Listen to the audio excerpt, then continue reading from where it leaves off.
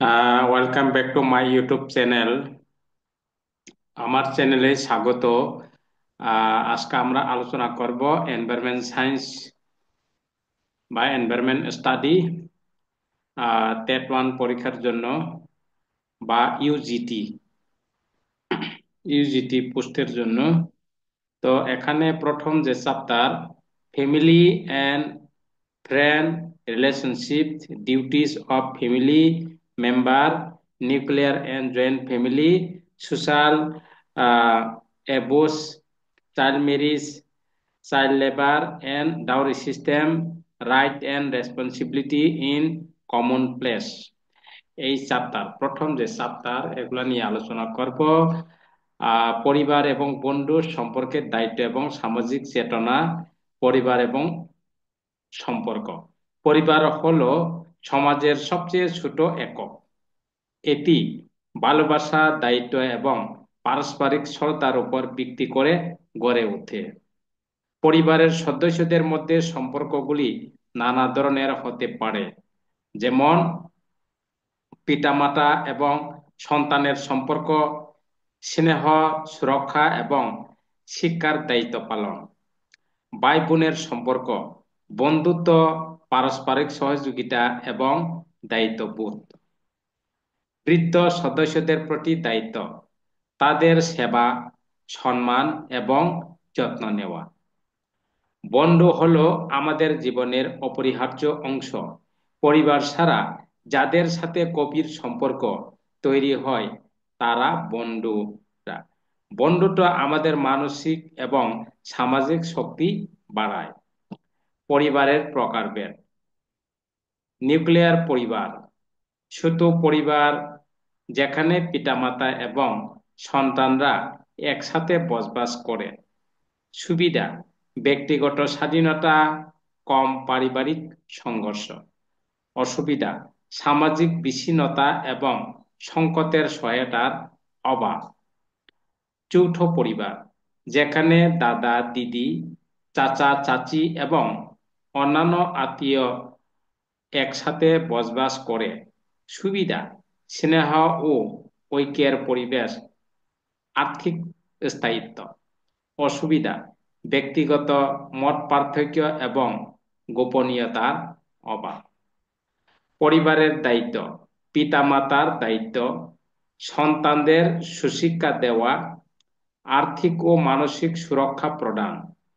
সন্তানদের দায়িত্ব: পিতামাতা প্রতি শ্রদ্ধা প্রদর্শন, পরিবারের কাজে সহায়তা করা। সামাজিক দায়িত্ব: প্রতিবেশীদের প্রতি সহমর্মিতা, সমাজের অসহায় মানুষদের সাহায্য করা। সামাজিক অপব্যবহার, শিশু বিবাহ, চাইল্ড ম্যারেজ। অল্প বয়সে বিয়ে হলে শিশু শিক্ষা এবং মানসিক বিকাশ বাধাগ্রস্ত হয়।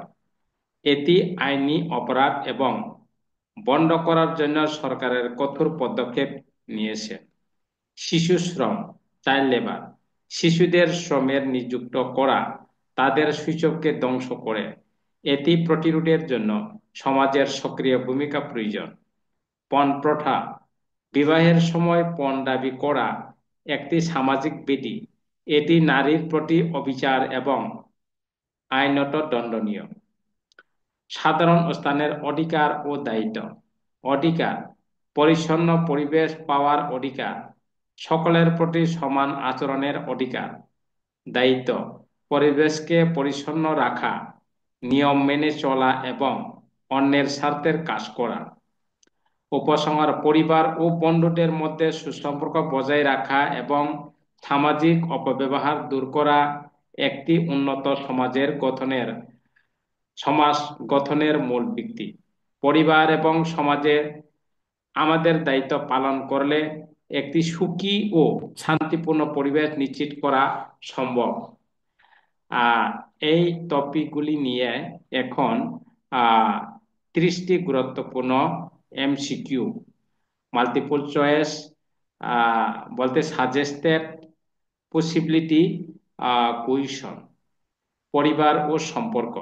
পরিবার কিভাবে সংজ্ঞায়িত হয়? পরিবার কিভাবে সংজ্ঞায়িত হয়? সমাজের সবচেয়ে ছোট একক।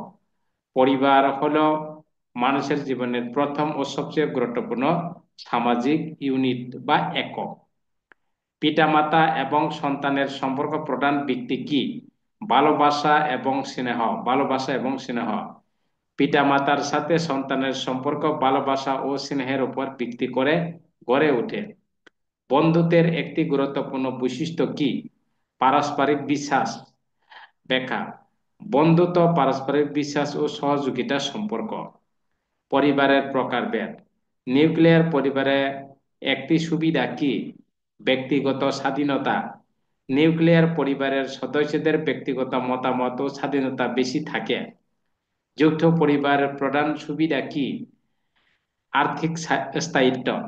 যৌথ পরিবারের আর্থিক বোঝা ভাগ হয়ে যায়। পরিবারের দায়িত্ব থেকে এমসিকিউ। পিতামাতা প্রথম দায়িত্ব কি? সন্তানদের সুশিক্ষা দেওয়া। পিতামাতার দায়িত্ব হলো সন্তানদের মানসিক ও সামাজিকভাবে সুশিক্ষা করা। বৃদ্ধ পিতামাতার প্রতি সন্তানদের দায়িত্ব কি? সেবা এবং যত্ন নেওয়া। বৃদ্ধ পিতামাতার প্রতি সন্তানদের দায়িত্ব সেবা ও শ্রদ্ধা। সামাজিক অপব্যবহার। শিশু বিবাহ বন্ধ করা একটি উপায় কি? আইনি পদক্ষেপ। শিশু বিবাহ বন্ধ করতে কঠোর আইনি প্রয়োগ প্রয়োজন। শিশু শ্রমের প্রভাব কি?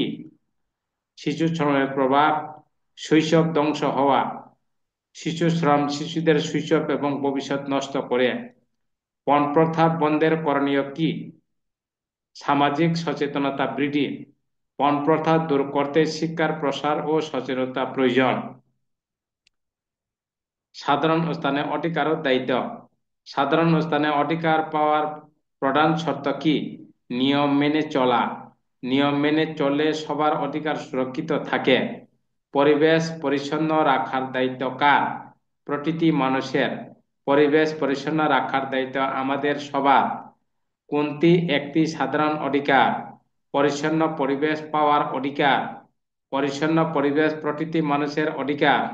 সামাজিক সচেতনতা কিভাবে বৃদ্ধি করা যায়?